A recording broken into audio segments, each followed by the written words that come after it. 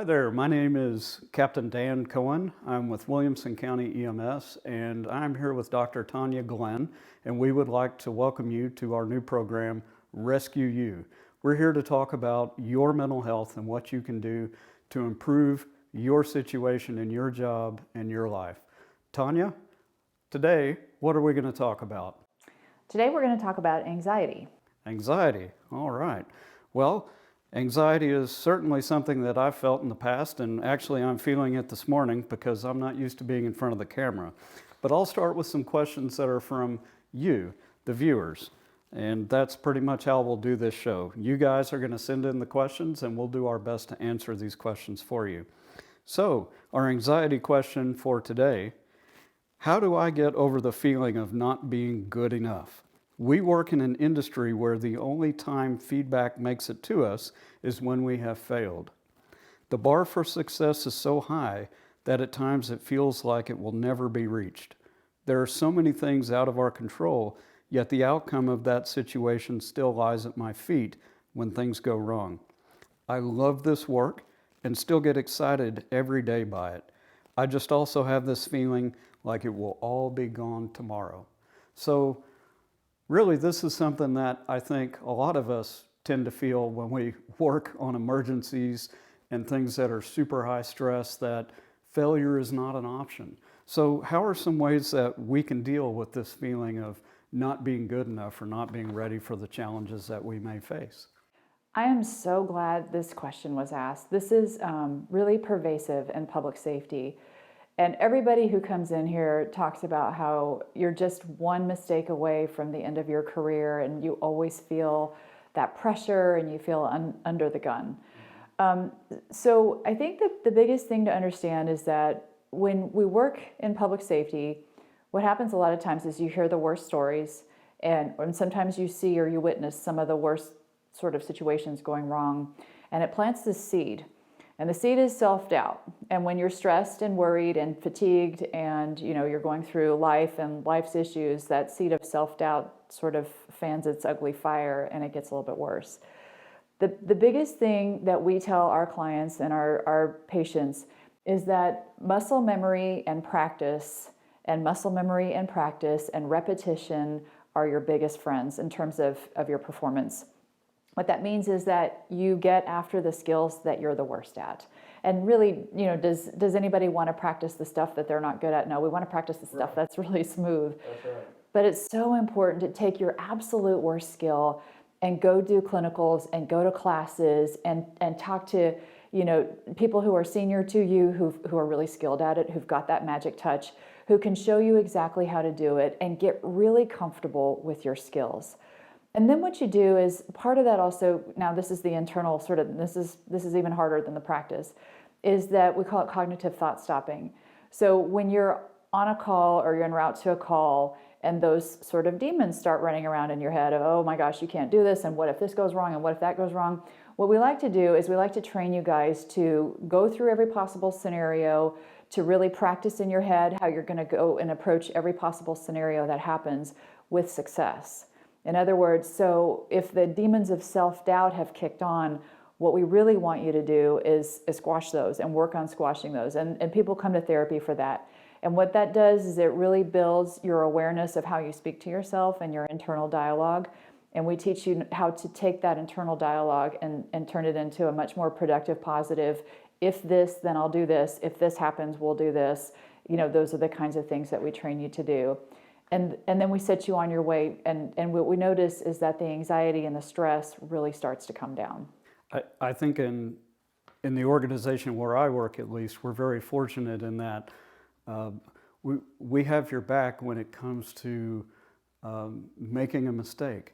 So even though you may have that fear, that anxiety of making a mistake or hurting someone, at the very least, where I work, we have your back. If you make a medical error and you admit it and you want to talk about it, then it's something that we're going to work with you on and we're going to forgive. And I think thinking about those other things may help too, that everybody's been there. We've all made mistakes.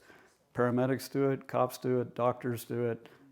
everybody makes mistakes, and the stakes are high, but it's something that we can all get through together. And I think that's definitely a great way to look at it too. What can you do in your head on the way to the call? Absolutely. You know, and Dan, the other thing is that our mistakes, that's how we really truly learn. If you take a 20-year medic or a police officer, they will talk about their biggest mistakes that they've made in their career as the most pivotal learning moments that made them better in the long run. The key is to own it, to lean into it, and to work to correct it and fix it. Right. Excellent.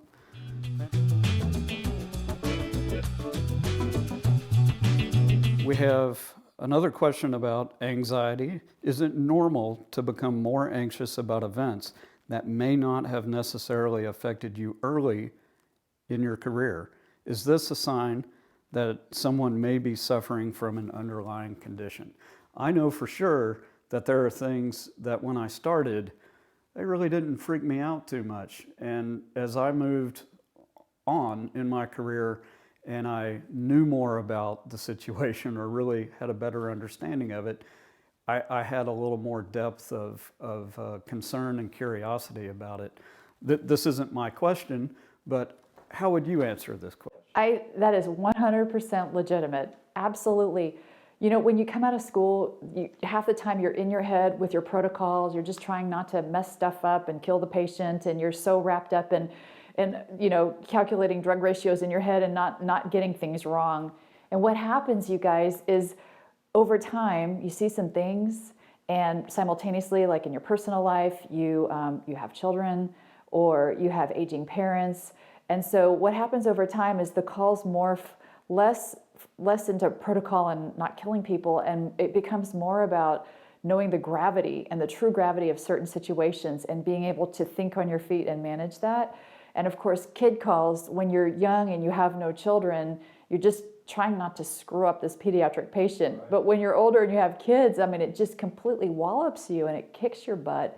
And that is 100% normal. I always say, you know, wisdom is hard earned, but with wisdom, you get gray hair. We all do. And so that is 100%. We hear that all the time in public safety, is how when I was kind of young and stupid, it didn't bother me. And now it's like, oh, this stuff freaks me out. Absolutely. Is it also possible that that may be a sign of burnout or some kind of delayed stress?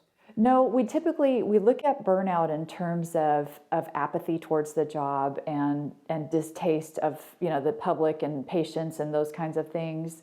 You know, and cumulative stress is definitely what it does, is you feel it taking a toll. This is kind of more like anxiety about performance and certain types of calls bothering you.